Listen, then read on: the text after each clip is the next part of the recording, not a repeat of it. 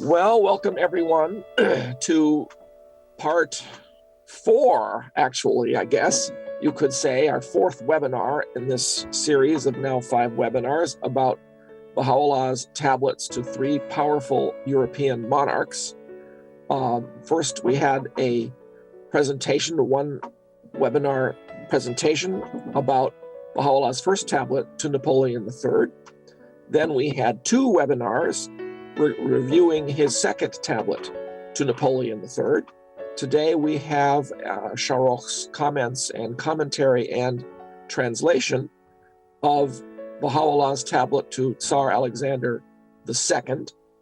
And then the final one in our series, the 5th webinar, will be about Baha'u'llah's tablet to Queen Victoria.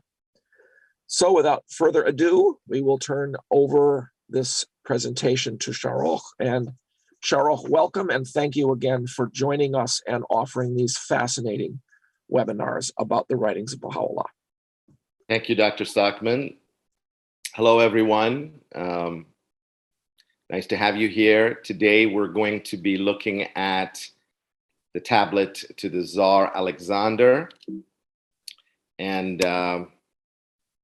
here's a photo, an official photo of him in the midst of his reign, which was from March 1855 to March of 1881 when he was assassinated. A little information about Tsar Alexander. His name was Alexander Nikolaevich Romanov. He was born in April of 1818 and was killed during an assassination. It was a 3rd assassination attempt, unfortunately, which was proved fatal in March of 1881.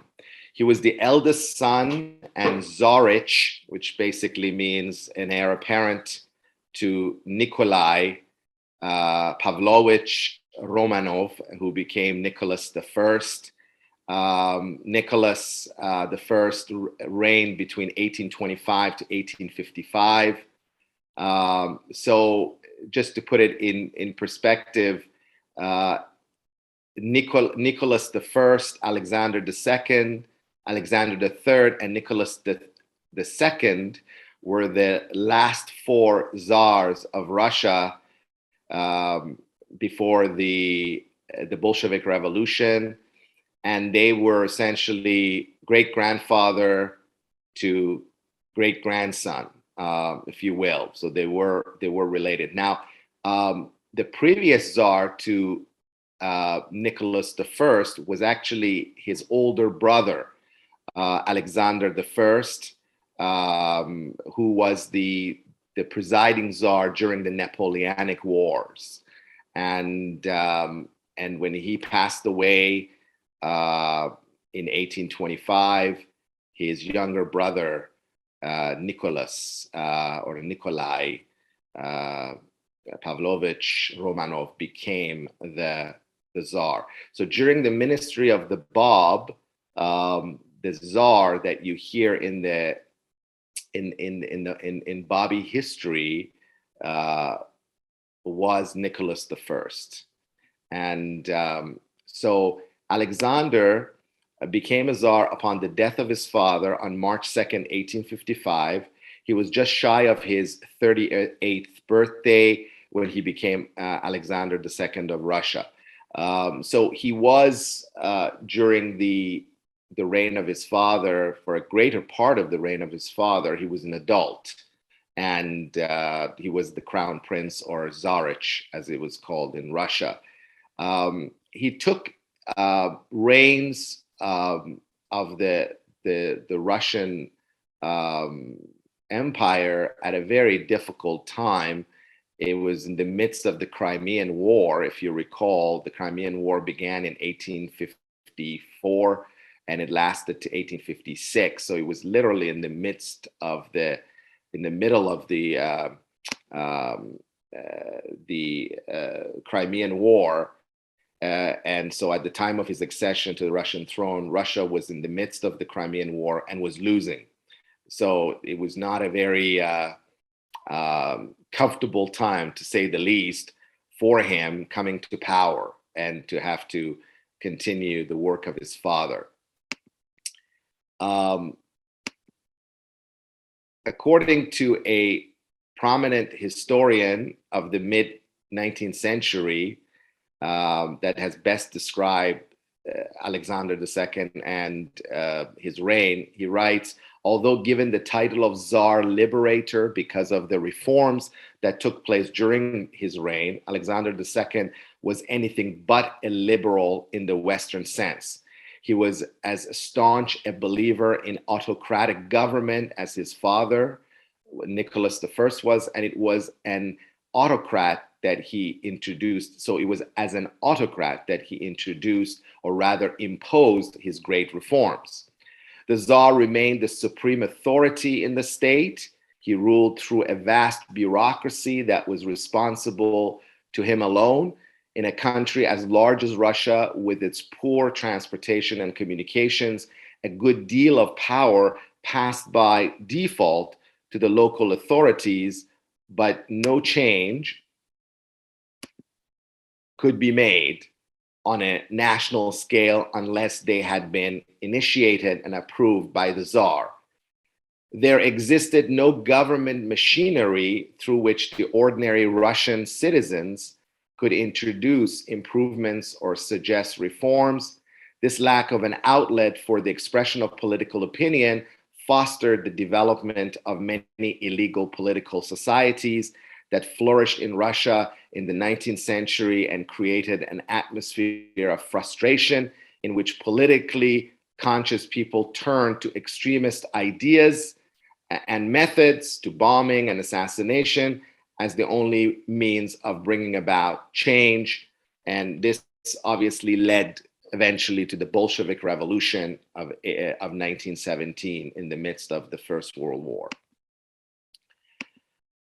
On a personal level, Alexander was not as assertive and forceful as his father was.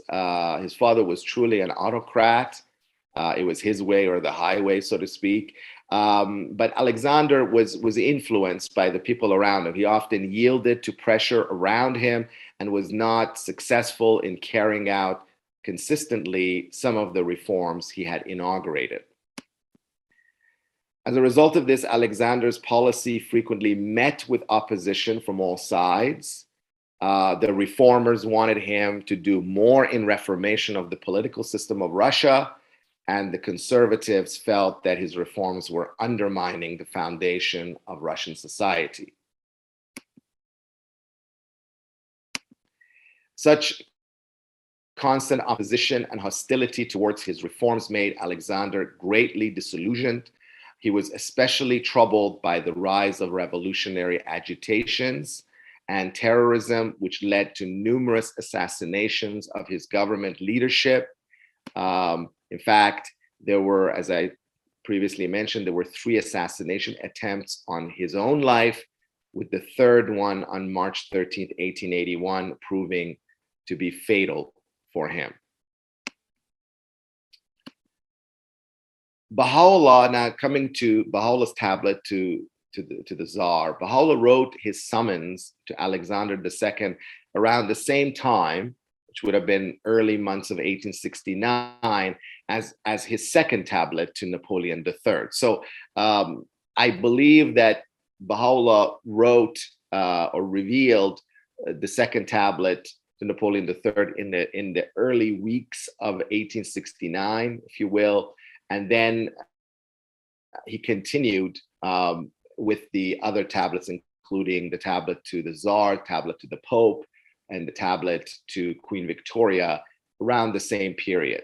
Now, during this period of the revelation, particular revelation of the tablet to the Tsar, Baha'u'llah was in solitary confinement at the army barracks. Now, although it is for certain that this tablet Baha'u'llah is addressing to Alexander II, who was the presiding Tsar of Russia, nevertheless, Baha'u'llah does not address him by his imperial title, Alexander II. And as you will see later on,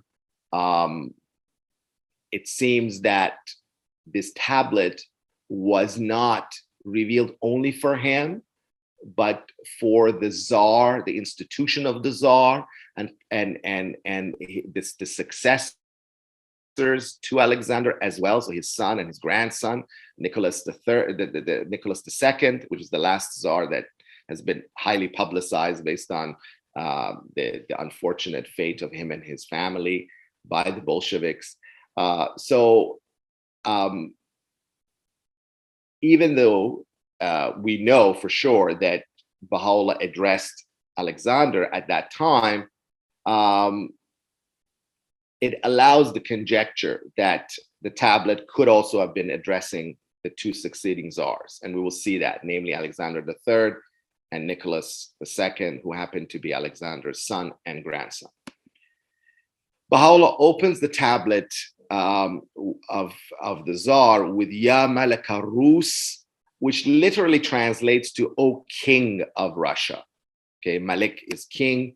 Shoghi Effendi has translated this as "O Tsar of Russia." So, Baha'u'llah is not saying Ya Qaisar Rus or something to that effect, which would have been the literal translation of the Tsar. But in this case, because the king, so the Guardian's translation is correct, because the king in Russia at the time was known as a Tsar. So hence the translation Tsar of Russia. Now, some of the external features of the tablet. Baha'u'llah's tablet to the Tsar Alexander has been revealed entirely in Arabic, very similar to all the other tablets, with the exception of the tablet to the Shah of Iran and the first tablet to Napoleon III, that, as we mentioned, it's revealed in both Arabic and Persian, but none of the other proclamations to the kings and rulers are in Persian. They're all in Arabic, which is the language of eloquence, which makes sense because it's a summons, and the best language for summons is definitely Arabic. The authorized Baha'i English translation of this tablet is published in Summons of the Lord of Hosts between the pages of 83 to 88 as part of the extension of the Surah Haykal, and has been divided into 13 paragraphs. Now, this publication Summons was first published by the Baha'i World Center in 2002. Now, I'll mention from the 13 paragraphs of the tablet, about 7 key paragraphs were rendered into English by Shoghi Effendi and included by him in paragraphs 75 to 78 of The Promised Days Come. The reason I mention that is that in this presentation, I will also provide you, the learners, an alternate translation of those paragraphs that have been translated or completed by the Baha'i World Center. Not to say that the translations by the Baha'i World Center is inadequate, but also to show you from a stylistic point of view that you can convey the same meaning, but through a different style. And I will, once we get to it, I will show you, and it has been clearly identified in the slide presentation. So the opening line, again, this is one of those tablets where the cadence and the meter, and there's a rhyme.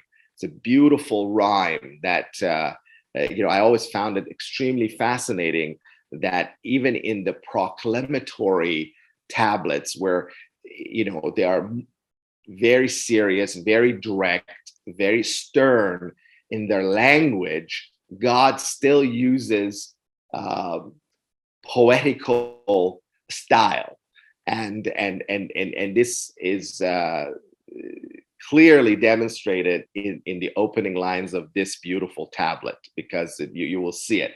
So I will read you this first line, or the first two lines of this, and just listen to the rhythm in that, and how, as Baha'u'llah is summoning the Tsar, how the words rhyme with each other.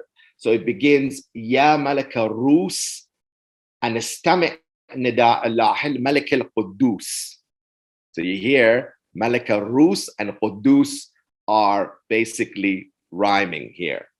Then he goes on to say, ثم أقبل على الفردوس المقر الذي فيها استقر من سمي بالأسماء الحسنى بين الملائكة الأعلى وفي ملكوت الإنشاء باسم الله البهي الأبهى.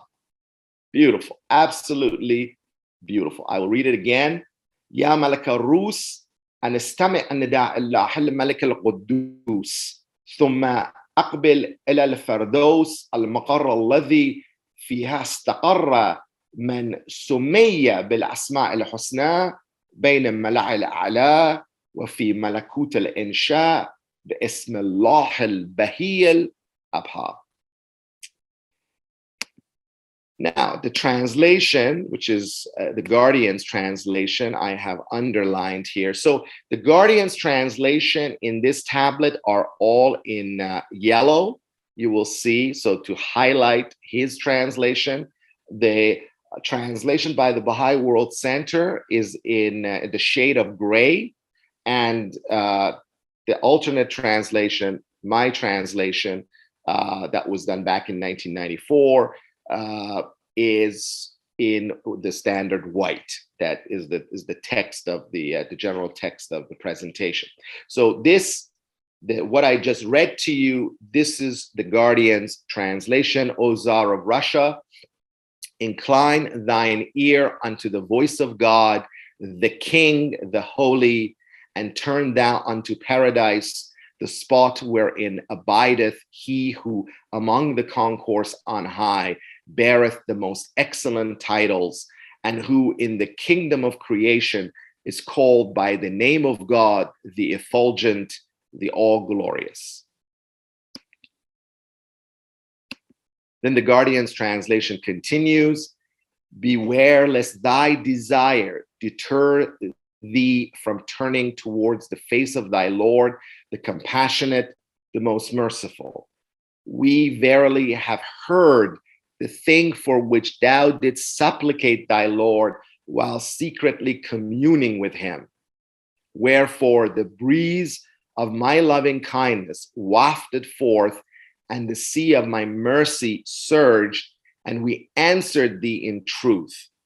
Thy Lord verily is the all-knowing, the all-wise.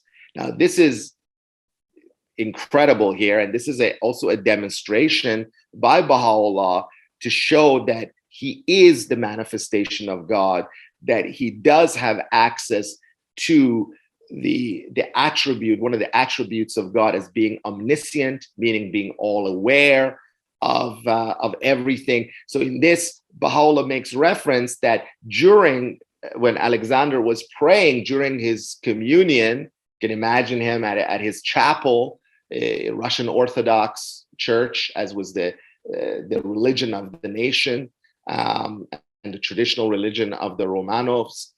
So you can imagine him, he's praying, and Baha'u'llah says that we heard thy prayer and we answered it.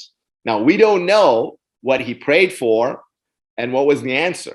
I mean, maybe in some point, because this was a private prayer that Alexander made, and the communion between him and his creator. But here his creator is acknowledging that, yes, we did hear you, and we did respond to you. Now, Baha'u'llah continues.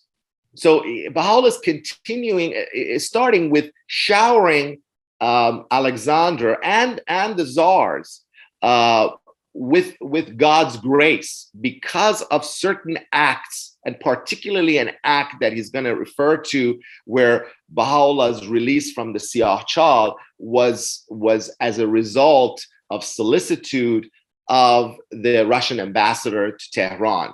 So here, let's read what Baha'u'llah says. He says, whilst I lay chained and fettered in the prison, one of thy ministers extended me his aid. Wherefore hath God ordained for thee a station which the knowledge of none can comprehend except his knowledge. And then immediately after that, he says, beware lest thou barter away this sublime station.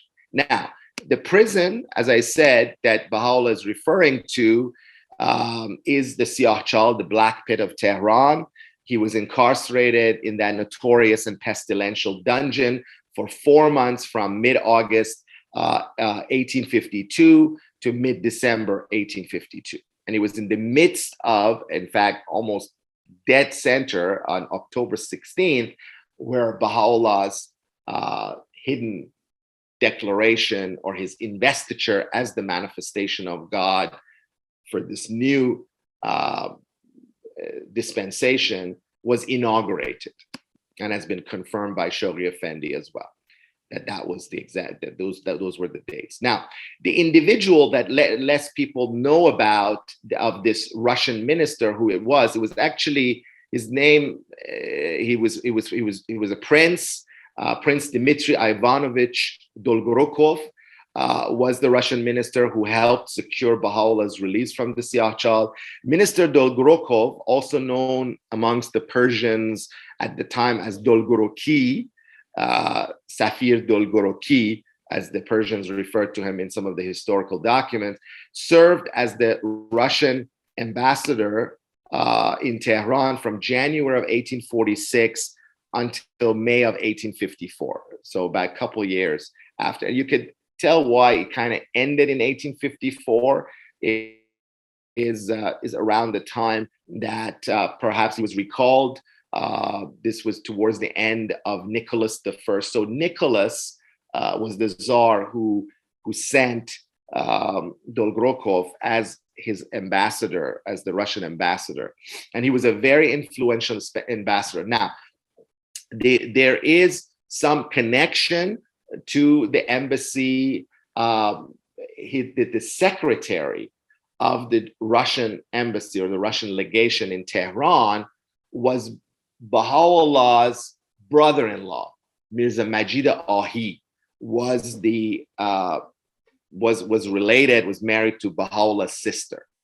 And during the attempt assassination on the life of Nasruddin Shah in 1852, Baha'u'llah was essentially coming from Karbala. It was on his visit and on his return, and he was the guest of the prime minister at the time.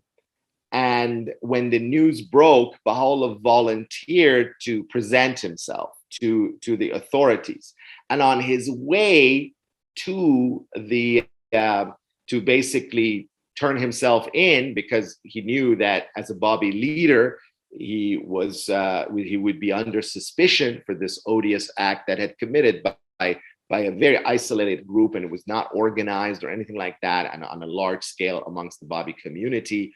So Baha'u'llah travels to and stays for a day or two at the house of his brother-in-law, Mirza Majid Ahi, was adjacent to the Russian legation, to the Russian embassy, if you will, and the minions and some of the guards of the Shah had seen Baha'u'llah arriving there, and the news gets to the royal court and so on.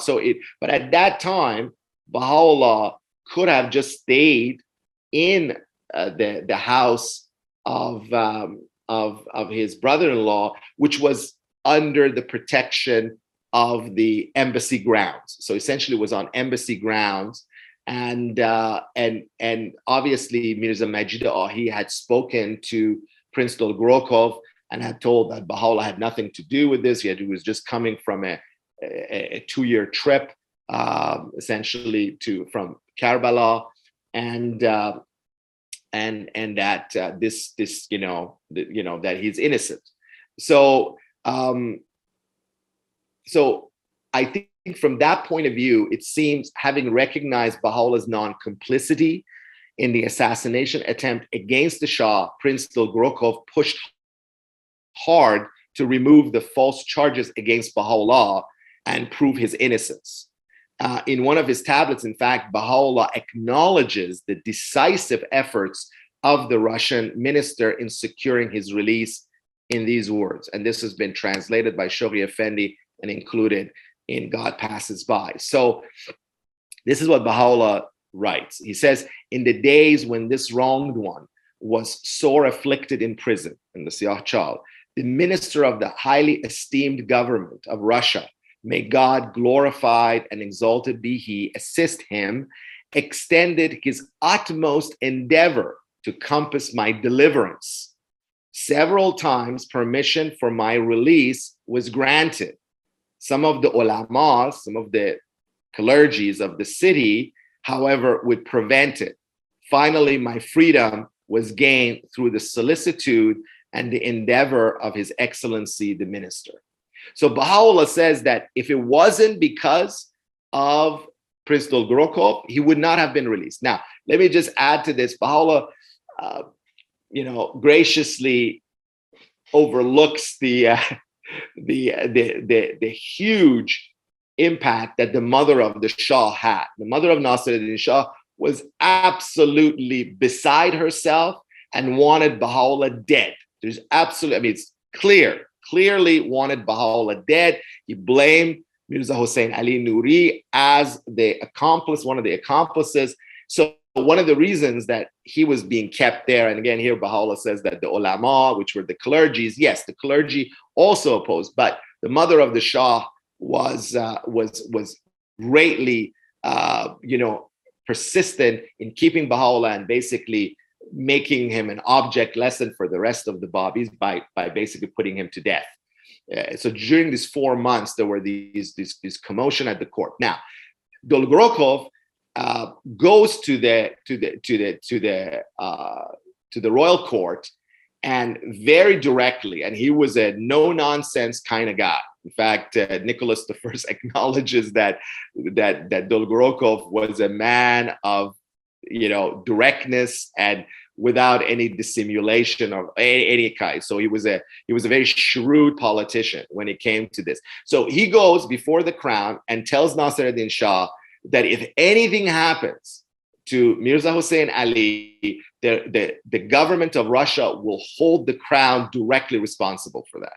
So he actually puts the fear of the Russian government into the royal court. And this is the reason that eventually they released Baha'u'llah and they exiled him. Without it, Baha'u'llah would have absolutely been executed, because all the other people other Babis that were also were arrested and incarcerated with Baha'u'llah. Majority of them, as you have read, I'm sure, in Nabil's narrative, that were being kind of ushered into the field of execution and their martyrdom.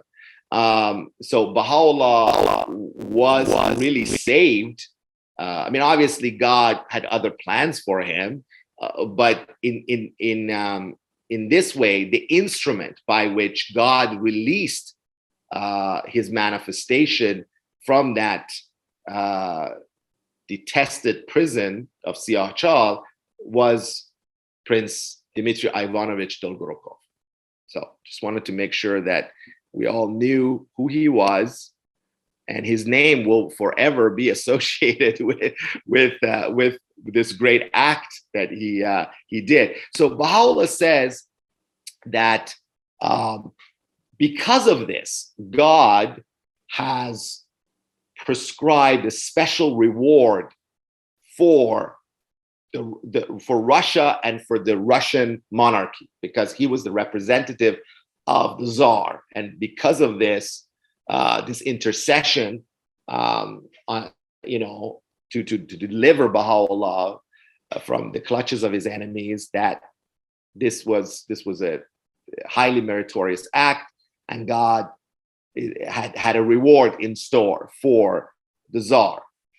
And so in the continuation of that paragraph, and this is the translation by the Baha'i World Center. You will see it's in gray. So it's, thy Lord verily doeth what he willeth, what he pleaseth will God abrogate or confirm, and with him is the knowledge of all things in a guarded tablet. And this is where I'm presenting to you an alternate translation, very similar. Thy Lord is in truth powerful over all things. He blotteth out whatsoever he willeth, and setteth down that which he pleaseth. And with him is the knowledge of all things as recorded in the preserved tablet. They had a guarded tablet. Both can be. This is Shoghi Effendi uses preserved tablet, and also he uses the guarded tablet too. But in this case, I believe this preserved tablet is the more correct translation. Anyways, the Guardian then continues in the next paragraph, paragraph 2, warning the Tsar. He says, beware lest thy sovereignty withhold thee from him who's the supreme sovereign. He verily is come with his kingdom, and all the atoms cry aloud, lo, the Lord is come in his great majesty. He who is the Father is come, and the Son in the holy veil crieth out. Very biblical references to the gospel and the coming of the return of the Father, the return of the Son in the glory of the Father. That's in the Gospels as well, in the return of Christ as well. So here, Baha'u'llah is making this apostrophe here as well. So, and in that, the Son in the holy veil is crying out loud, here am I, O Lord my God. And whilst Sinai circleth round the house, and the burning bush calleth aloud. Again, these are all prophetic and references to revelation and God's revelation, because if you recall, it was the Moses first communication with God was through the burning bush in Sinai. So here the burning bush is now calling aloud, the all bounteous is come mounted upon the clouds. Blessed is he that draweth nigh unto him, and woe betide them that are far away.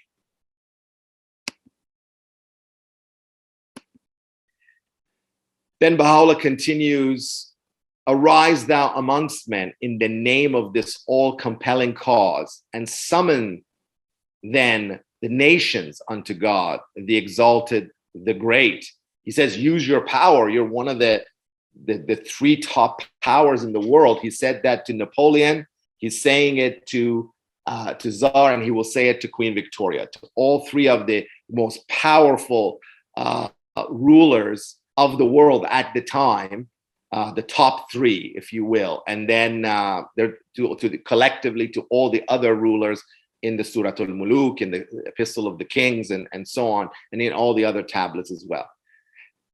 Be thou not for them, be thou not of them, rather, be thou not of them who called upon God by one of his names, but who, when he who is the object of all names appeared, denied him and turned aside from him, and in the end pronounced sentence against him with manifest injustice.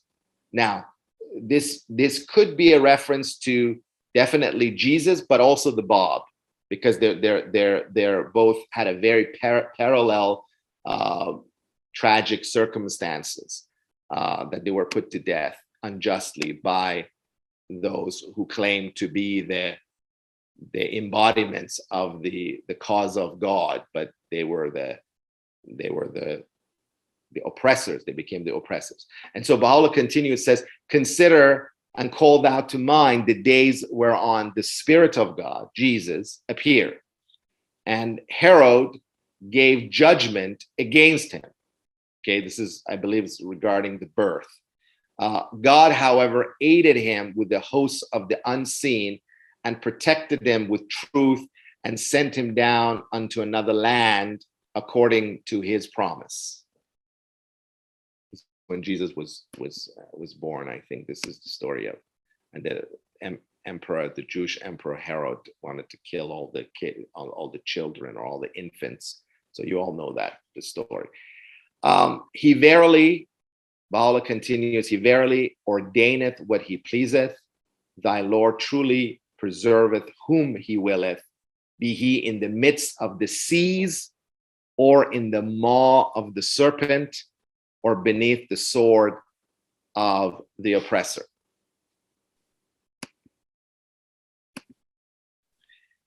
Now, the Guardian had not translated paragraph 4, so the entire paragraph 4 is a translation by the Baha'i World Center, completed translation, which goes as, blessed be the King, whom the veils of glory have not deterred from turning unto the dayspring of beauty, and who hath forsaken his all in his desire to obtain the things of God. He indeed is accounted in the sight of God as the most excellent of men, and is extolled by the inmates of paradise and them that circle morn and eve round the throne on high. Accurate translation. Now let's look at an alternate translation in the same style of the Guardian. So you can later on at home, you can, when you're watching the video, you can compare the two and let me know what you think about it. Post it on the forum. Blessed be the King, whom the veils of glory have failed to deter from turning towards the dawning place of his beauty, and who hath cast away all that he possesseth in pursuit of that which is with God.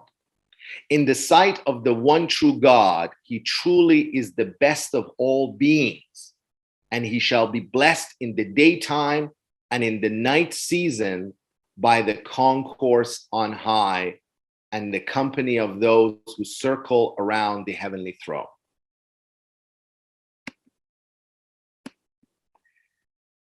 Shoghi Effendi's translation resumes in paragraph 5.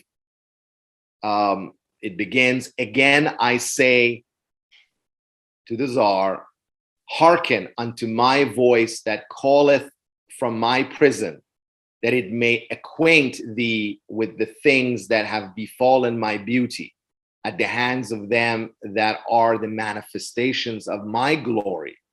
He's referring to the kings.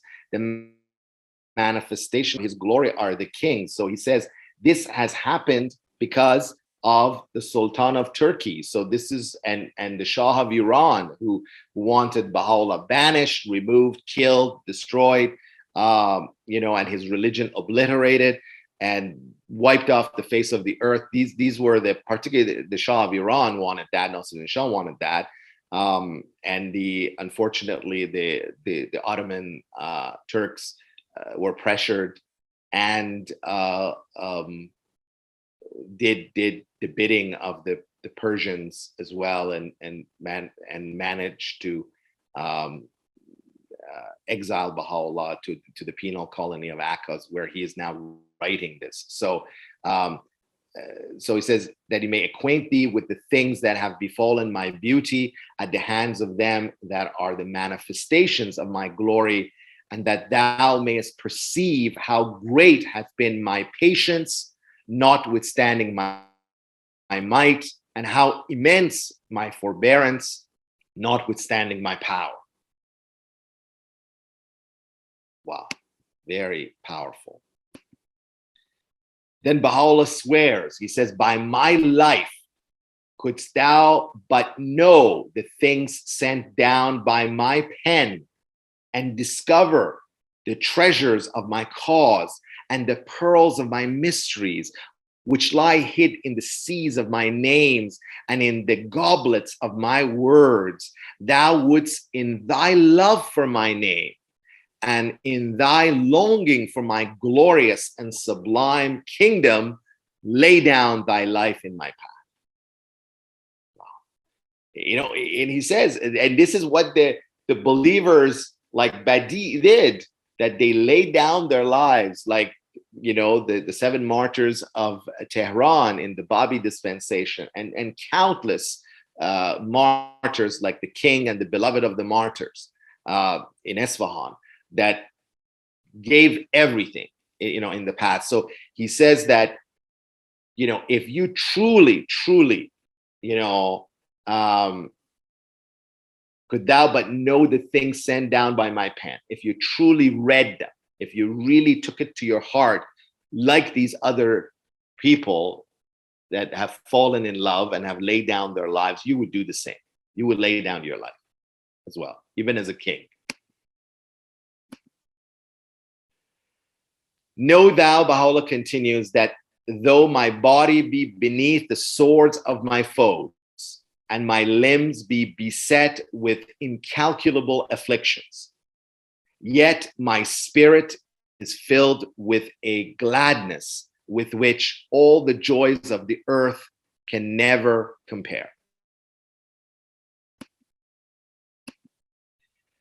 Set thine heart towards him who is the point of adoration for the world, and say, O peoples of the earth.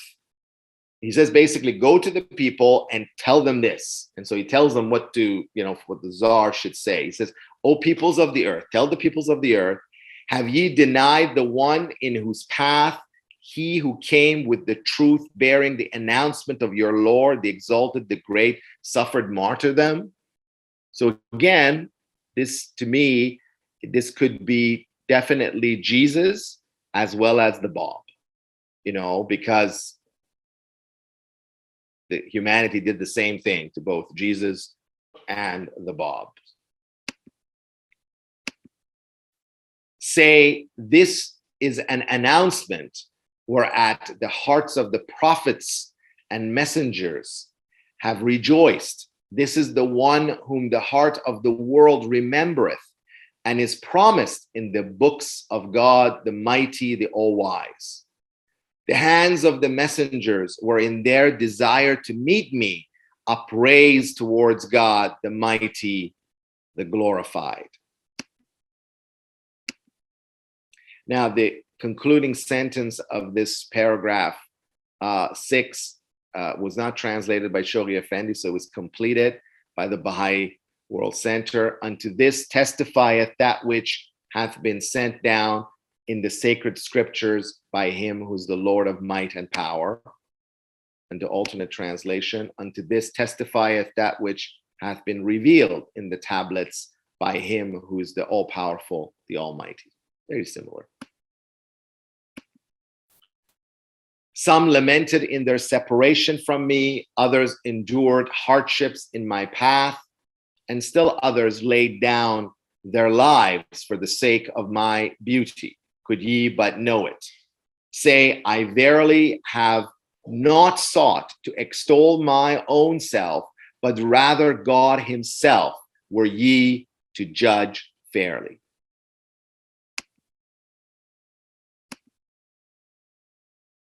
Then Baha'u'llah continues. This echoes a passage in Surah Al-Haykal as well, the Surah of the Temple, where Baha'u'llah says, naught can be seen in me except God and his cause, could ye but perceive it.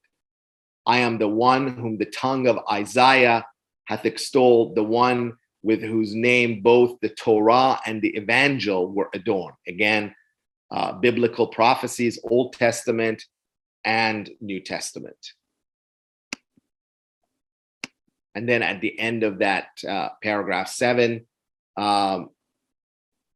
thus hath it been decreed in the scriptures of thy Lord, the most merciful. He verily hath borne witness unto me, as I bear witness unto him, and God testifieth to the truth of my words. and the alternate translation. Thus hath the matter been decreed in the tablets of thy Lord, the compassionate. He verily testifieth unto me as I testify unto him, and God himself beareth witness to my words.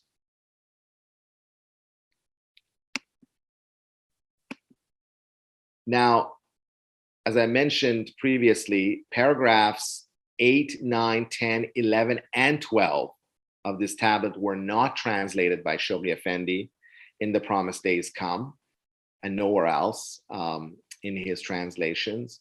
So these were the full paragraphs that were rendered into English by the Baha'i World Center. And so the following 5 paragraphs were translated by the Baha'i World Center and published in 2002 in the Summons of the Lord of Hosts.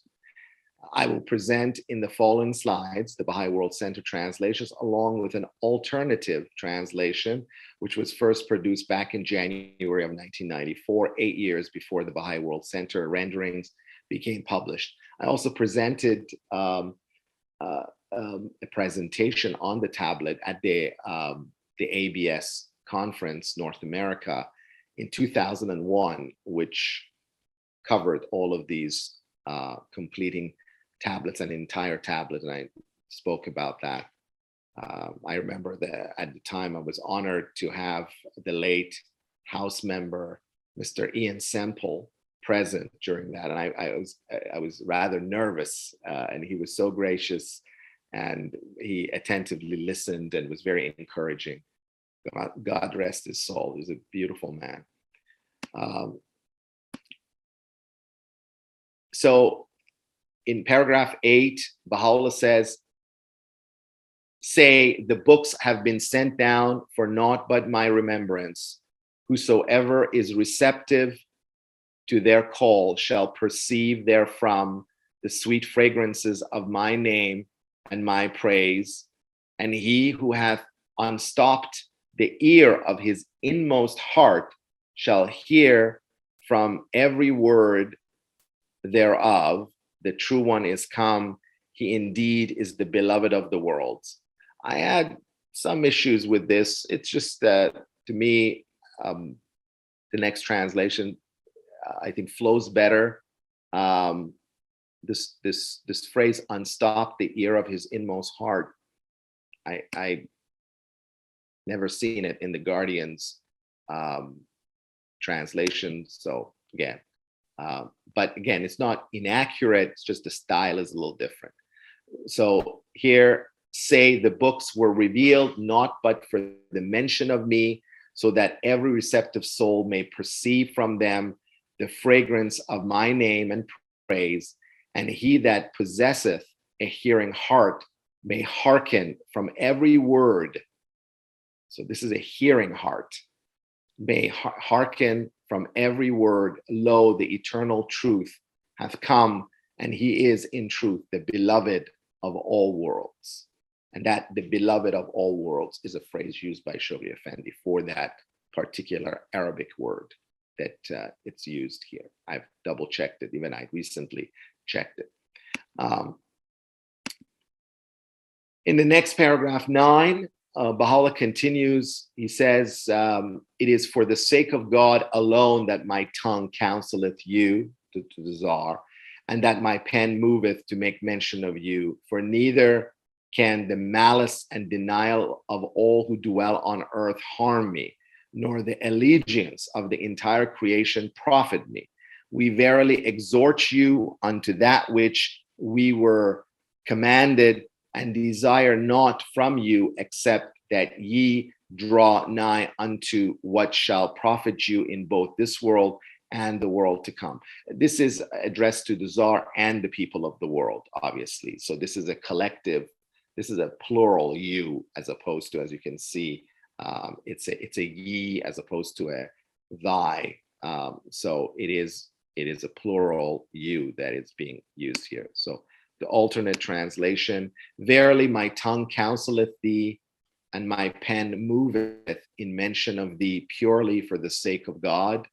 For neither the oppression of the peoples of the earth, and their denials, nor the recognition of the entire creation can profit or harm me. We speak to thee in accordance to what we have been commanded, and wish nothing from thee except your nearness to what will benefit thee in this world and the world to come.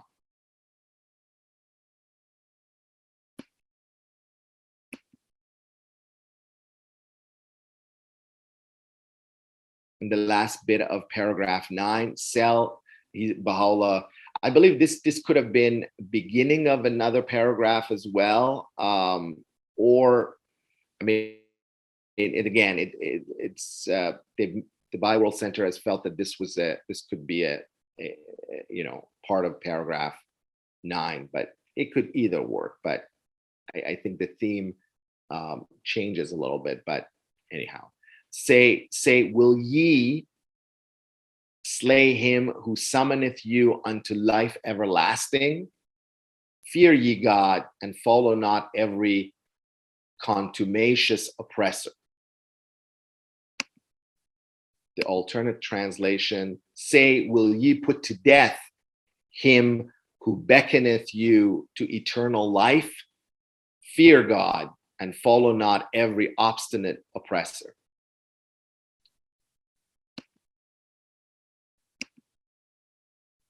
Then Baha'u'llah addresses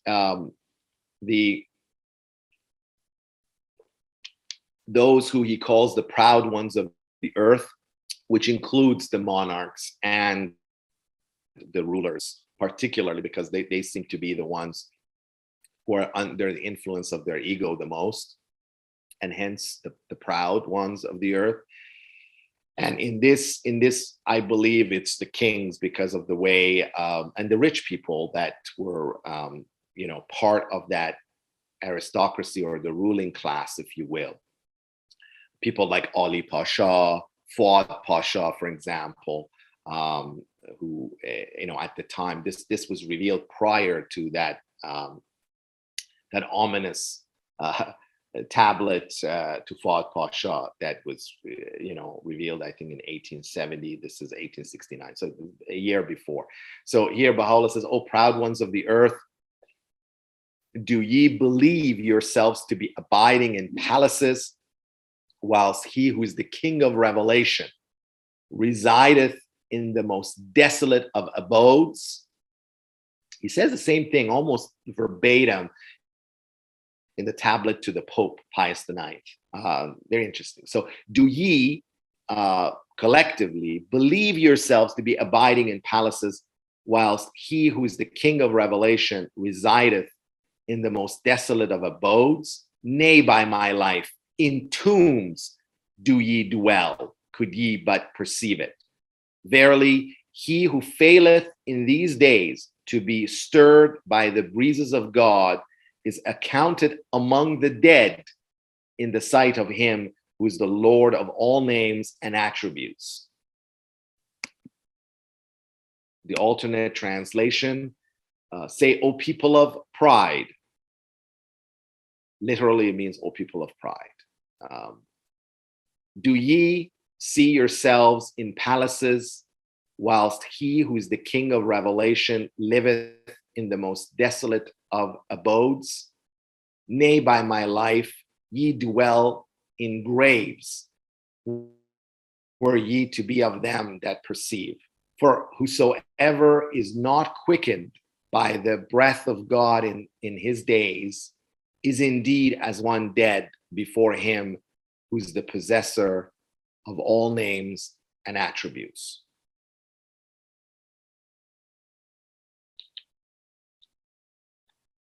Again, same meaning, different style of presentation. In paragraph 10, Baha'u'llah beckons these people and says, "Arise then from the tombs of self and desire, and turn unto the kingdom of God, the possessor of the throne on high and of the earth below." This is also the prophecy of resurrection, the day of resurrection, where the the promised one will come, and there will be essentially a call for the dead to arise from their graves. This is it. This is where the proclamation is the beckoning. He is the judge. He's judging, and he is judging them. He's judging the dead, and basically say, follow me to be alive. If you remain, heedless, you shall be accounted among the dead for eternity, as again, the prophecies go. So here he says, arise then from the tombs of self and desire, and turn unto the kingdom of God, the possessor of the throne on high and of earth below, that ye may behold that which ye were promised aforetime by your Lord, the all-knowing. Alternate translation, rise ye then from graves of corrupt inclination, and hasten to the kingdom of your Lord, the ruler of the throne on high and of the earth below, that ye may behold what was promised to you in the past by your Lord, the all-knowing.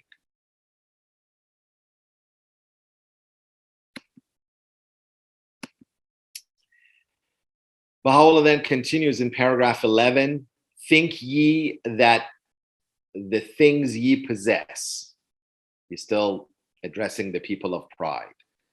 Think ye that the things ye possess shall profit you?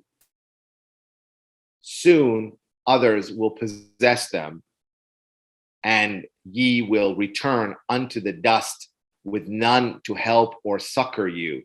What advantage is there in a life that can be overtaken by death, or in an existence that is doomed to extinction, or in a prosperity that is subject to change? Cast away the things that ye possess, and set your faces toward the favors of God, which have been sent down in this wondrous name. Very powerful passage. Alternate translation, very similarly, do ye believe that what ye possess can profit you? Ere long, others will take hold of them, and ye shall return to dust without anyone to help or succor you. No benefit is there in a life that is followed by death, an existence that is overtaken by extinction, or a prosperity that is liable to change. Cast away that which ye possess, and set yourselves towards the grace of God, which hath been revealed by this wondrous name.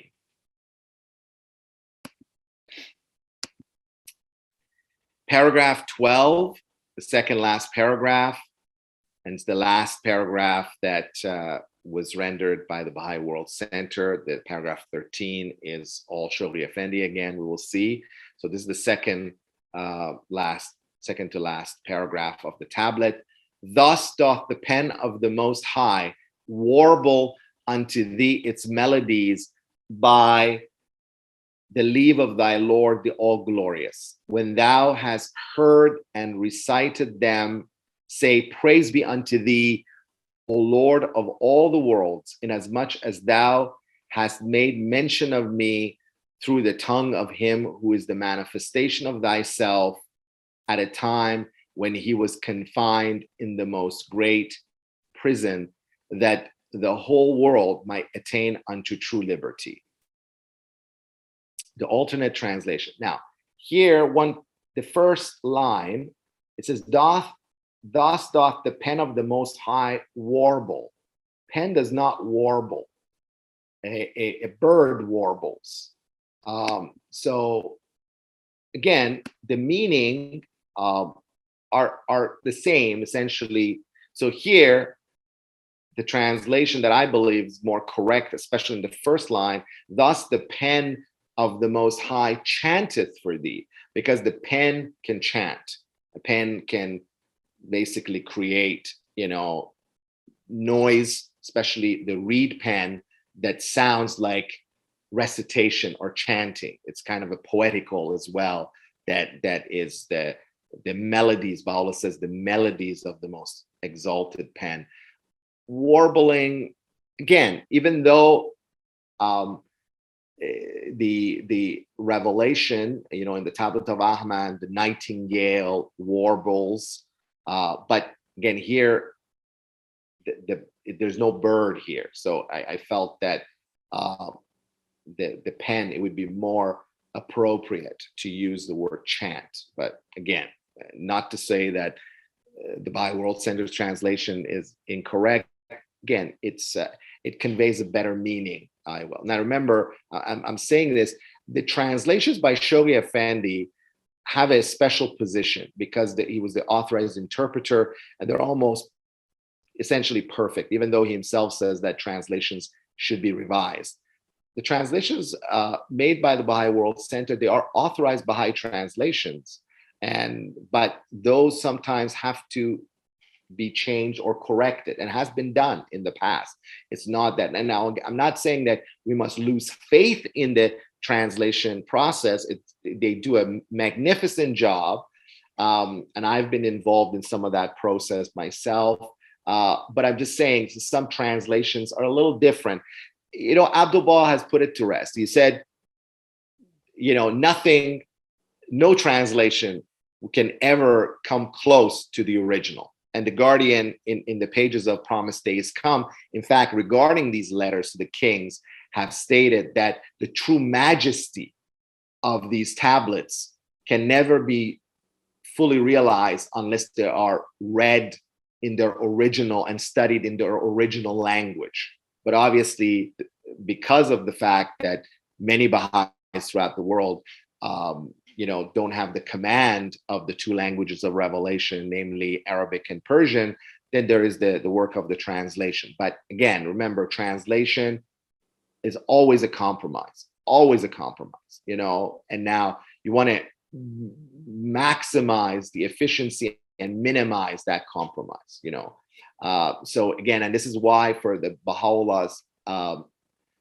translating Baha'u'llah's tablets, we have such an amazing model that Shoghi Effendi has left for translators for the Baha'i World Center, and Baha'i World Center religiously follows that when it comes to the tablets of Baha'u'llah. In fact, they've created a computer program that looks at phrases and ways that the translation, but translation is interpretation. So it's also, there's some personal elements that comes into that. Again, I kind of digress here, but I wanted to just put it out there that the purpose of this exercise is to show you that there are ways to be able to translate in a slightly different way and to improve it. And there will always be ways of improving as language also progressively evolves. Then there's ways, and this is why Shoghi Effendi said that even his translations at some point have to be revised, which again, that's up to the House of Justice at a much later time. We're still, in a position to use the Guardian's translation in such a wonderful way, and it's so enlightening to read the Guardian's translation. So, thus doth the pen of the Most High chanteth for thee as bidden by thy Lord, the All Glorious.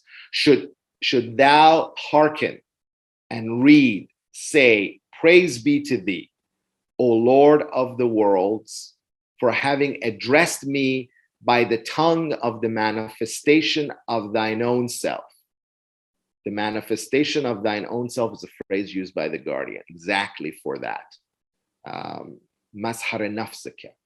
So the tongue of the manifestation of thine own self when he was confined in the most great prison, that the whole world may attain unto true liberty. Beautiful. Now, the last paragraph, as I said, is by Shoghi Effendi and was included in Promised Days Come, paragraph 78, and reads as, blessed be the king whose sovereignty hath withheld him not from his sovereign, and who hath turned unto God with his heart. He verily is accounted of those that have attained unto that which God the mighty, the all-wise, hath willed. Ere long will such a one find himself numbered with the monarchs of the realms of the kingdom. And the last two sentences, Baha'u'llah concludes, "Thy Lord is in truth potent over all things. He giveth what he willeth to whomsoever he willeth, and withholdeth what he pleaseth from whomsoever he willeth. He verily is the all-powerful, the Almighty." There ends the tablet to the Tsar. Now, few points. We're still not done here. Got a bit to go. Transmission and respond to Baha'u'llah's tablet. Now, this is very interesting. According to Nabil Zarandi, the renowned Baha'i chronicler, during a gathering of friends in the presence of Baha'u'llah on January 9th, 1889, Baha'u'llah spoke the following words. Now, this is not a tablet, but is an utterances of Baha'u'llah recorded by Nabil and translated by Shoghi Effendi in the pages of Nabil's narrative. So Baha'u'llah says, "From our most great prison, we were moved to address to the several rulers and crowned heads of the world epistles in which we summon them to arise and embrace the cause of God." Then he goes on to say, the epistle we addressed to the Tsar of Russia alone failed to reach its destination. Other tablets, however, have reached him, and that epistle will eventually be delivered into his hands. Now, this is where the theory that this tablet was revealed not only to Tsar Alexander, but to Alexander III, his successor, his son, makes perfect sense here, because Baha'u'llah is acknowledging. Because at this time in 1889, Alexander has already been dead for 8 years. Okay, he was assassinated, if you recall, in March of 1881, and this event where Baha'u'llah is speaking is 1889. Now, a question that is going to arise: why did this tablet didn't or got stalled and was prevented from getting? You have to again understand the geopolitical situation at the time. Russia and Turkey, or Ottoman and Turkey, were inveterate enemies of each other for centuries. And even in the 19th century, they fought several wars. And one war that actually Alexander II, first it was the Crimean War, and then the Turco-Russo War, or the Russo-Turkish War of 1878, where through that Romania was liberated. In fact, Alexander the Great is considered a hero in Romania, and his statues are still there because he liberated some of those Slavic nations, out of under the Muslim rule of the Ottoman Turkey. So there was really no diplomatic channel between Russia and Turkey. Baha'u'llah could not have used anyone. There was nobody. And now being even in confined, in solitary confinement at the time, or even for the next few years, while he was still immured within the walls of the city of Akká, there was no way that he could send a message. In fact, it would have been terribly misconstrued that Baha'u'llah is, communicating with the enemy, So it never got, unlike the tablet to Napoleon, where France and Turkey had great diplomatic ties, and they were allies in the Crimean War. They were friends. So it was a lot easier for Baha'u'llah to send, and the same with England, Queen Victoria, perhaps the Pope as well. But Russia, not possible. It was in the midst of very intense period of animosity for several decades between the two nations. And Russia was completely bitter and resentful of losing the Crimean War. And then eventually they went to war with Turkey in 1878, during the time that Alexander was the Tsar. So this is one of the reasons I believe that the tablet to the Tsar never made it to the actual Alexander's hand. And then here, Baha'u'llah says other tablets, however, have reached him. Now, him and that epistle will eventually be delivered into his hand. So, but in 1889, he's talking about Tsar Alexander III. Okay. Now, there is a tablet where he refers to the successor, and we're going to come back to that. So I just wanted to point that out. So from this statement of Baha'u'llah, one can conclude that the Tsar Alexander II did not receive Baha'u'llah's tablet while he was alive. Alexander II was horrifically assassinated by a group of Russian revolutionaries on March 13th, 1881. They threw a bomb under his carriage, actually, and then he came out, and I think they threw another bomb, and that second bomb actually, emaciated his lower body. He was brutally killed, and he was bleeding profusely. They brought him to the palace, and he died at the palace.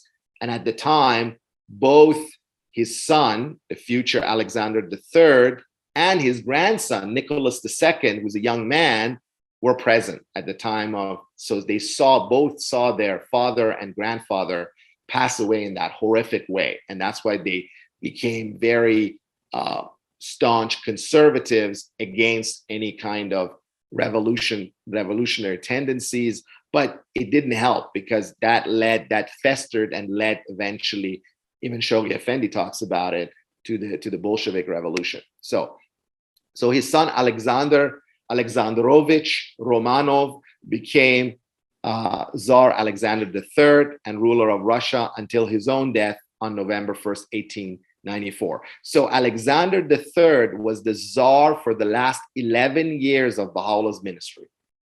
So there was a transition between the Tsars during Baha'u'llah's, in the same way that the Sultan of Turkey changed during ministry of Baha'u'llah 3 times, from Abdul Majid to Abdul Aziz, and then Abdul Hamid II, who was the long reigning sultan that basically remained a sultan till the Young Turks revolution, where it freed Abdul Baha from prison. So, he was the presiding sultan, if you will, at the time. So again, similarly here, you've had 3 czars associated with the ministry of Baha'u'llah and then Abdul Baha. So Tsar Alexander II was the czar for 2 years into the ministry of the Center of the Covenant, and then his son Nikolai, or Nicholas II, became the czar. So this is a photo of Alexander III. He was a burly, big guy, very powerful. There's stories about him ripping, decks of cards, playing cards. I mean, he was a beast, and but apparently good-tempered. But he was autocratic, definitely. Now, in an as yet officially translated tablet, Baha'u'llah writes, and this is my provisional translation, ponder on the afflictions which have befallen the kings. The emperor of Russia, he's referring to Alexander II, departed this world in total misery. Yeah, Baha'u'llah's referring to his assassination and the wretched condition of his death. And the new emperor, Alexander III, hath been seized with such fear that he is unable to leave his dwelling. That is true. Even though the poor soul hath so far committed no wrongs against anyone, nor hath he perpetrated any reprehensible act, yet he hath been encompassed with such a grave calamity. And this, again, this talks about what happened after the assassination. And you know, Alexander III became very paranoid of the assassination. He wouldn't go places. He was, you know, and then he cracked down on any kind of dissent. So he kind of reversed some of the reforms that his father had even initiated. He became more autocratic, like his grandfather, Nicholas I, and perhaps even more autocratic. But he did some fair things in his during his czar you know, rule, which had to do with the Baha'is of Ashgabat. We don't have time about that, but Baha'u'llah acknowledges him as committing a meritorious act. Now, this is I thought this would be an interesting photo. So this is a photo of Alexander II and his wife and their crown, their czarich, the future Alexander III.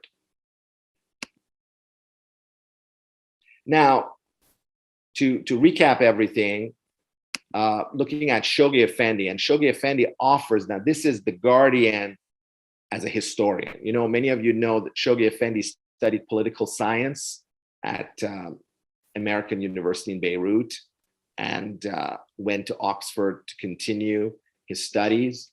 And then his studies were left incomplete. He was going to do a master's there at Balliol College in Cambridge, in Oxford rather, sorry. Here, I mean, you know, Shoghi Effendi was very influenced, and as he has said, and loved the works of the 18th century historian Edward Gibbon, the British historian who wrote The Decline and Fall of the Roman Empire, that has this great Ciceronian English, and he just loved the way it's quite an I mean, it's a masterful, you know, put together from its language, you know, at least. So here, Shoghi Effendi does a magnificent analysis. This is, as a historian, when you read this, you'll know that the Guardian was really a historian. He was a very able historian, and this is his analysis. So, analyzing the historical impact of Baha'u'llah's tablet to the Tsar of Russia, Shoghi Effendi writes, the rise of Bolshevism born amidst the fires of that inconclusive struggle shook the throne of the Tsars and overthrew it. Alexander Nikolaevich, whom Baha'u'llah had commanded in his tablets who had commanded in his tablet to arise and summon the nations unto God, who had been thrice warned, beware lest thy desire deter thee from turning towards the face of thy Lord. Beware lest thou barter away the sublime station. Beware lest thy sovereignty withhold thee from him who is the supreme sovereign, was not indeed the last of the czars to rule his country, but rather the inaugurator of a retrogressive policy, which in the end proved fatal to both himself and his dynasty. Beautifully put. The Guardian continues, in the latter part of his reign, he, Alexander II, initiated a reactionary policy, which, causing widespread disillusionment, gave rise to nihilism, which, as it spread, ushered in a period of terrorism, of unexampled violence, leading in its turn to several attempts on his life and culminating in his assassination. A stern repression guided by the policy of his successor, Alexander III, who, quote, assumed an attitude of defiant hostility to innovators and liberals, end quote. The tradition of unqualified absolutism, of extreme religious orthodoxy, was maintained by the still more severe Nicholas II, the last of the czars, who, guided by the counsel of a man who was the very incarnation of a narrow-minded, stiff-necked despotism, That's Rasputin. As the Guardian is referring to Rasputin, who came in and was influenced. And there's so many movies and stories and written by him, but he was very influential in the life of the Tsarina, the wife of, and then as a result, was influencing Nicholas II as well. And aided by a corrupt bureaucracy and humiliated by the disastrous efforts of a foreign war. This humiliation of a disastrous war is a reference to the Russo-Japanese War of 1904 to 1905. During which Russia went to war with Japan. Some of you may have heard about this, and it was an absolute disaster. They were soundly beaten by Japan. In fact, it was the first time in modern history of the world that an Asian country, defeated a European power, and so it was a year and a half of this. So here, this humiliated by the disastrous effects of a foreign war. And this really weakened the foundation of Nicholas II's Tsar,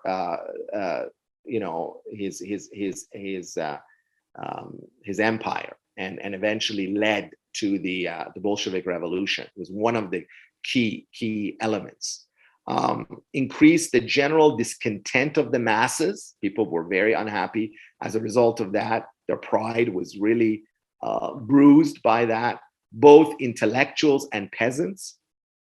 Driven for a time into subterranean channels and intensified by military reverses, it exploded at last in the midst of the Great War, First World War, in the form of a revolution, the Bolshevik Revolution, which in the principle, it challenged the institutions it subverted, and the havoc it wrought has scarcely a parallel in modern history. This is an analysis by The Guardian, beautifully written. The Guardian concludes his analysis.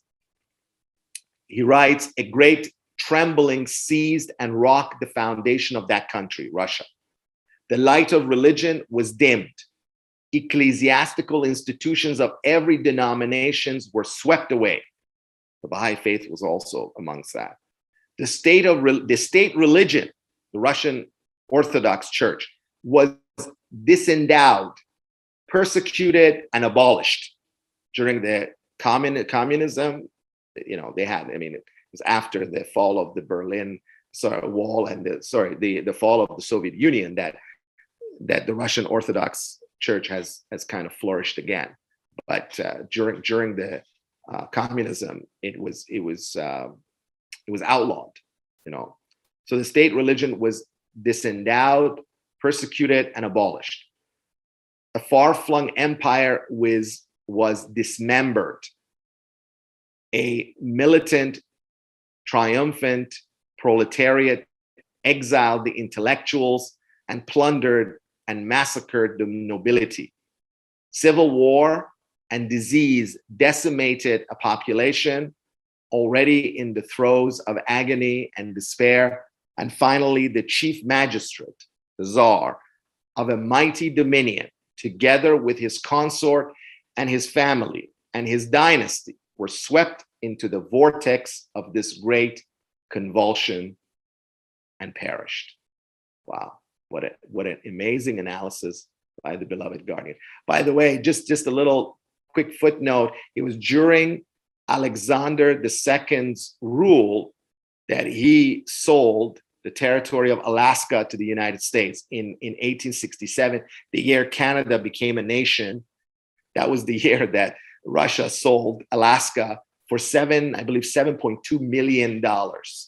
And but I'm sure they've regretted it ever since. And I think that was another thing that was many people were up in arms, about it, because the country was in a state during Alexander's, its treasury was heavily in debt. So this was supposed to bolster that, and again, it has its own complexity.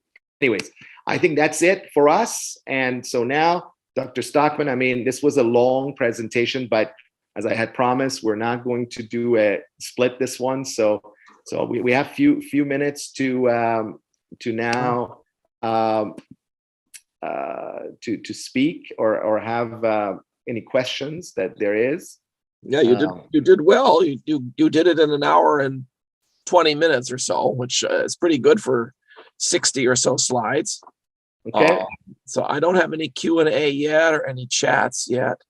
Oh, no, now there's one. Marco says, I understand your pains as a translator. Thanks for the alternate translations you presented here. We know a translation is never finished. Will also help me in my translations because he translates a lot of things into Portuguese. Okay. So very that's good. The words of Dolgorukov to the Shah were a threat of diplomatic incident or a casus belli? ? Threat of diplomat or no, I don't think it created an incident. I think they did. I think they did complain. The Shah complained to the Tsar. I think at one point because of Dolgorukov was quite direct, and he would and Nicholas had said, he supported it. He says, well, he is who he is. I mean that remember he was back then. He was from the aristocracy. He was a prince. I mean, usually for ambassadorship for such important countries, the Tsar would appoint members of the aristocracy who were very close to him, and Dolgorukov was definitely someone who had the ear of the Tsar, but he had been given full authority to act in whatever way he wants. But the fact that he took that cause of Baha'u'llah, and it's remarkable, and it's we're mentioning him. I'm sure he was not the most amiable person, but the very fact that this one act is now going to single him out and is going to be remembered. He's going to be remembered forever for what he did. So I found that to be quite remarkable. That just even efforts, and it was through him that the amnesty after Baha'u'llah was released from Sialchal and he was exiled. Russia offered Baha'u'llah amnesty to come to Russia, and Baha'u'llah refused, thanked them, but refused. If Baha'u'llah would have accepted it, I think it would have been a very different dynamics, but it was not meant to be. Baha'u'llah was meant to go to Iraq, and I mean those were all destined. Ultimately to Akká. Yeah, that's right. So can't have a Garden of Rizwan somewhere in Russia, or something like that. Yeah, it would have been an alternate reality, exactly. To have that. Yeah. Quite a different reality, that's for sure. Yes, for sure. So what years were Dolgorukov then in Iran? Do you remember? I think he left in 1854. So he was there, I think, from 1848. I've written it down. It was there. So basically from 1840s, sometime in 1840s, and then till 54, just about a year before Nicholas the first passed away. So he was now again he was a seasoned senior statesman, and so he may have just been recalled and was retired soon thereafter. But was he the one who was then hiring, or was it Baha'u'llah's sister's husband who worked there for the Russian legation? Yes, he was. It was. Yeah, Mirza Majid, he worked under Dolgorukov. Yes. Yeah. Okay, that's good. Yeah, that makes that connection, because that's why Baha'u'llah was there. Yeah, because of his sister.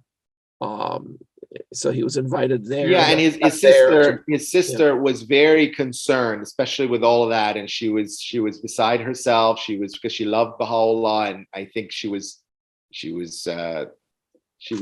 very emotional, and But Mirza Majid Ahi. In fact, there's a photograph of Mirza Majid Ahi in Baha'u'lláh, King of Glory. Oh, yeah. Mr. Baliuzi has talked about this episode, and I've written briefly in my paper on which is posted on Baha'i Library on the event of the Siyah Chal, the event of of the Great Prison. So the episode surrounding Baha'u'lláh coming, to the Russian, consulate, and then, well, he was, as I said, he came to the house of, his brother-in-law, which was adjacent to the Russian consulate, but which was in the grounds of it, and then Baha'u'lláh voluntarily, and I know his brother-in-law said to stay there, and the Russian government would protect him, but Baha'u'lláh said no, he had to go and turn himself in to not allow any further suspicion as to his complicity in that act, of the assassination. Baha'u'lláh did. In fact, Baha'u'lláh rode to Niavaran, which was the encampment of the Shah, and turned himself in, and they interrogated him, according to Abdul Baha, for 3 days before he was put in chains and dragged to Siyah Chal.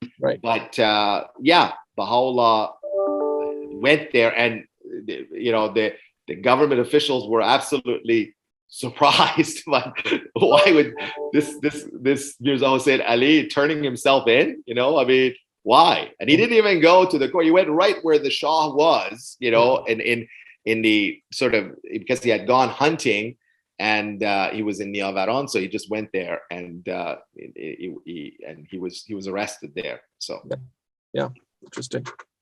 And of course, in a sense, the Russians did protect him, because they insisted that he get a fair trial, so that nobody could trump up charges against him. Well, that helped too.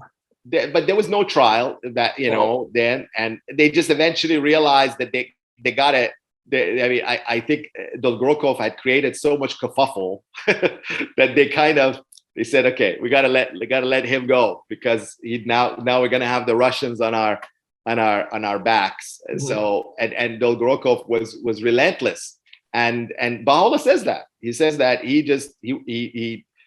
maintained, it was through his efforts that he was delivered, and he acknowledges that, and that's huge that here manifestation of God is acknowledging a politician who actually brought about his release, which he was hoping other kings would do that, like he was hoping that Napoleon would do that. He was hoping that Sultan Abdul Aziz would do that. I mean, part of him changing his citizenship to Ottoman citizenship, and also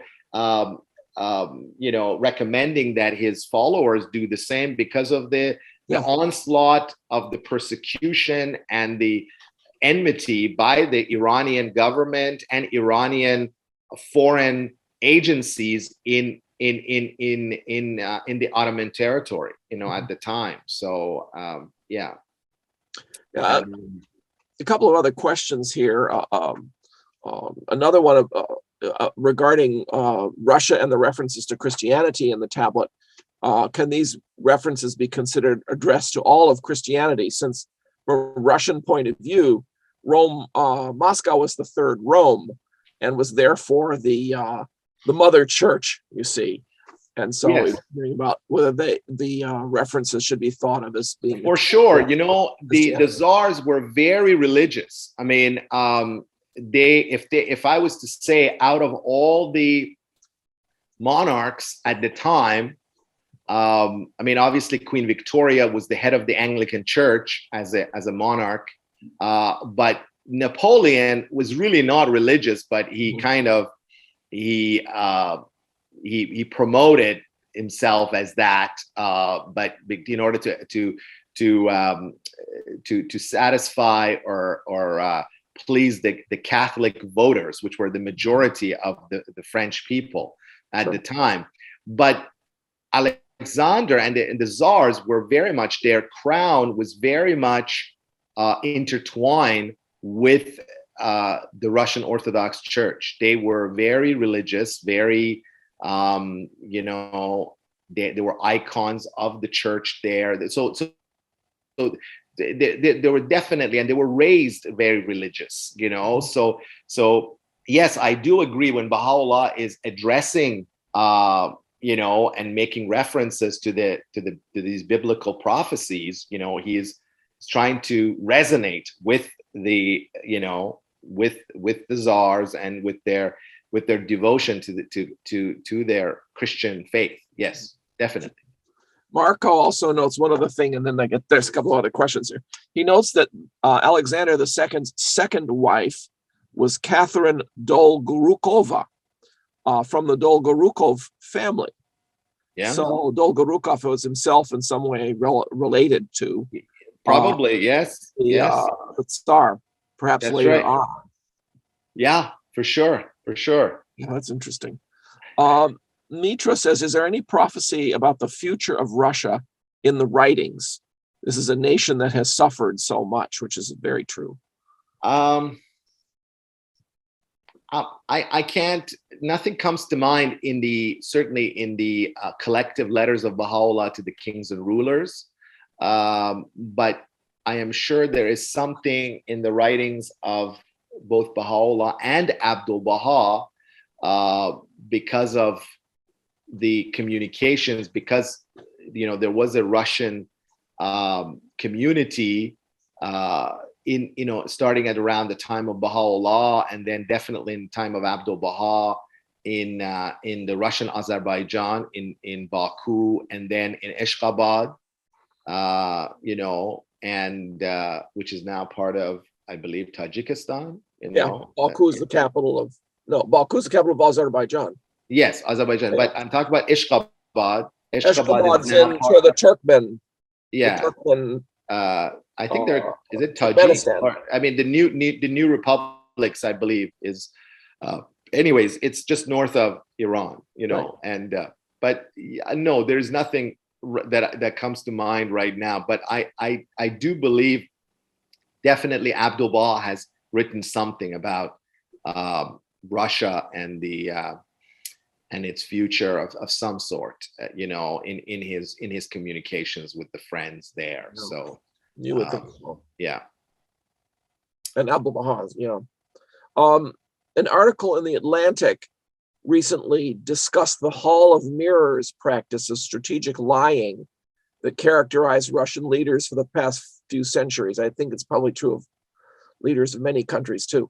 Does Baha'u'llah talk about leaders as liars? Seems to me he might have said something about that to Napoleon. Leaders as liars. You know, I think what Baha'u'llah, you know, he looks at all the elements. He doesn't look at the fault of the, I mean, he highlights some of the egregious acts of certain rulers and their faults, but he generally focuses on their strength and the fact that they have been, they're the shadow of God on earth, you know, basically. And he does that with Nasser al-Din Shah, with all of them. He basically, he refers to them in the Kitab al-Aqdas as the emblems of his sovereignty, God's sovereignty. And these are emblems of that. So he really, and even in his will and testament, he says that everyone should turn to the rulers, that we have left the rulership of the nations to the kings and rulers. So he does acknowledge and bolster, if nothing else, the station of the kings. But he says these kings must, you know, be the instrument to do so.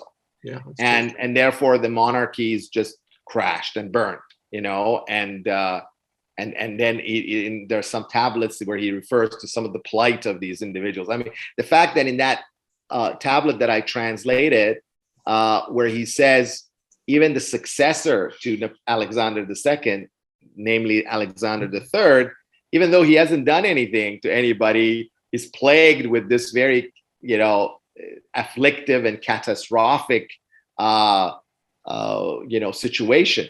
that situation that he is in. So, and he says, well, these are all brought by the hands of, it was brought by the hand of his father, and he could have reversed it. I mean, there's always a potential for change, but none of them, they were too wrapped up in themselves. I mean, this is where Baha'u'llah says, what is, it says, why pay attention to a sovereignty that will perish? Right. You want to focus on your future side, of the sovereignty of very, very direct and very, it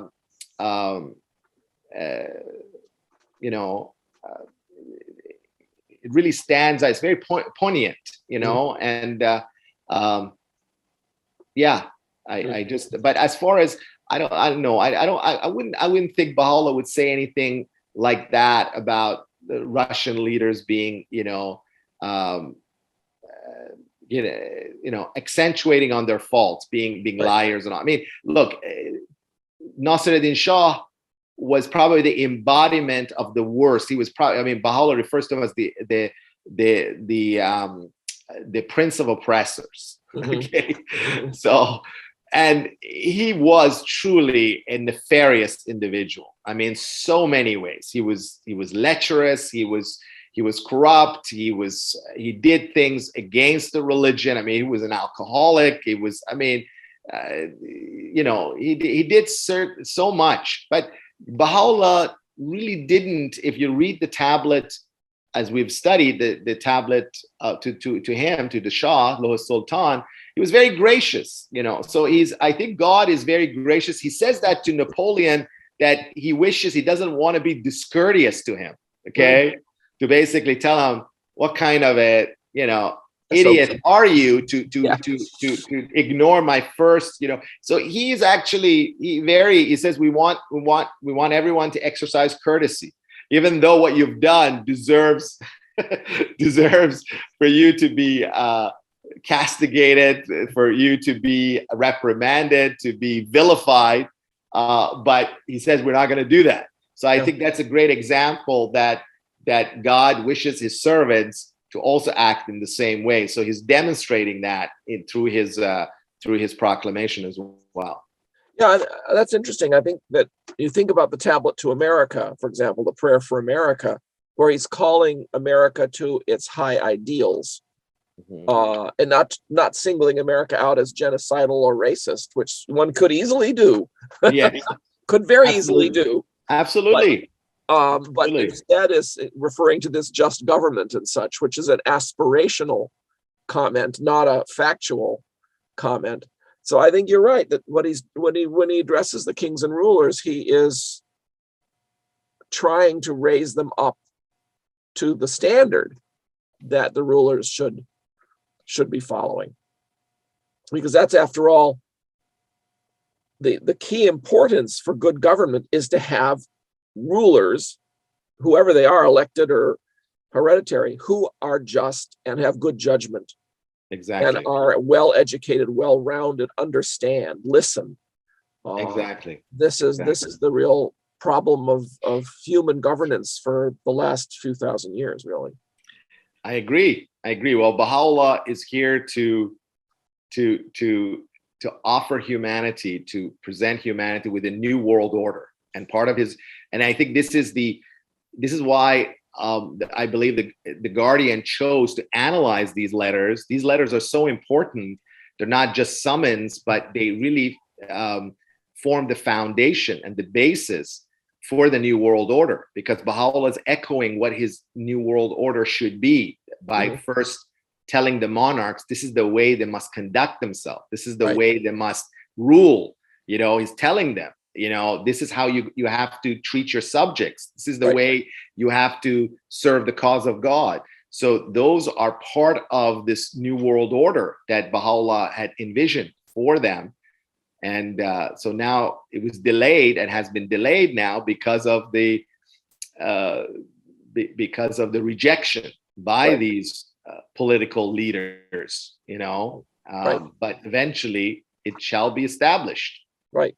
The Secret of Divine Civilization is another good example of this, where 2/3 Absolutely. of it focuses on a hadith Yeah. about the qualities Yeah. of the leader. It's Yeah. very interesting. It's very Yeah. interesting. Yeah. And it turns out that hadith, Mujan was just writing about this, or someone, was it you or was it Mujan? Someone. This hadith is a hadith attributed to the 6th Imam by the 11th Imam, if I remember right. And it's a hadith which the Ayatollahs in Iran use because it emphasizes, not emphasizes, but mentions at the beginning of the hadith the importance of imitation.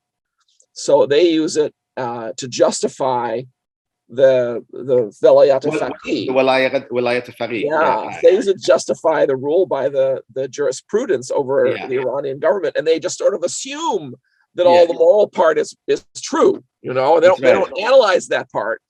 But Abdul Baha spends all of his time analyzing that part and ignoring the other part. That's right. That's right. Again, another example of selective quotations from the sacred text that leads people in the wrong direction. It's exploiting that. So yeah, exactly. Any more questions? There's one more here. Can you suggest a good biography of Alexander II? Yes, there's one that was translated from there's couple. There's one on the Romanovs or Romanovs. I mean, it's just been anglicized as Romanovs, but Romanovs are the Russian. That's the family. Mm-hmm. There's couple, but there's one on Alexander. There's a full biography of him that I have, but I'll post it on the forum. Yeah.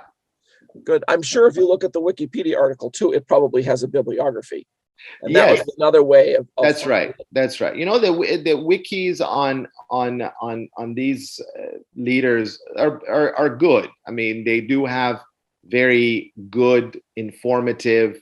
One tidbit that we'll talk about a little later is that, when Alexander was a Tsarich, he was sent to travel the world and went to England, fell in love with Queen Victoria. And they fell in love. They had this really an amazing romantic, and it was unfortunate because both of them were heir to the throne, or they, and you couldn't. I mean, there was no way that Alexander, and it really broke their hearts. It was actually very traumatic for both of them because they really loved each other. And I think for a longest time, Queen Victoria still longed for Alexander, and I think they had a romance, and I think in that, and then she was introduced to Prince Albert of Saxe-Coburg, and which was a minor, it was a prince, but was a minor rule, so she could marry him, as that, but she could marry the future Tsar of Russia. To make Russia and Britain one country. That wouldn't work very well. Even though they were towards the end. I mean, Queen Victoria had about, I believe, 8 or 9, and we're going to talk about this, children. Yeah. I mean, her eldest daughter married the Francis, the son of Wilhelm. He only ruled for 1 year because he had cancer, but so she was the grandmother to Kaiser Wilhelm II, the big Kaiser that was so that was his grandmother, And she was the grandmother of half the crown states of Europe. Yeah, by the latter part of the 19th century. Almost every monarchy in Europe was related to Queen Victoria. And, even Nicholas, if you look at King George V, there's a photo of King George and Nicholas side by side. They look like twins. I mean, they look like they're definitely related to each other. Yeah. And so Nicholas was, related to his mother again, was one of the British, so there was definitely relations with. In fact, there's been books written on it recently about the interrelationship between all these heads of state during the First World War. I mean, they were all, family, so yeah. It was a big family war, I'm afraid. But anyways, Alexander and Queen Victoria, I found that very interesting, but we'll talk about that a little bit, maybe. And our next session will be about Queen. Next session will be about Queen Victoria. So Queen Victoria. That's pretty much everything. And thank you very much. Fascinating presentation as usual. And we look forward to hearing about Queen Victoria in 2 weeks. So thanks everybody for joining us. And we will see you again when we turn to the last tablet in this series.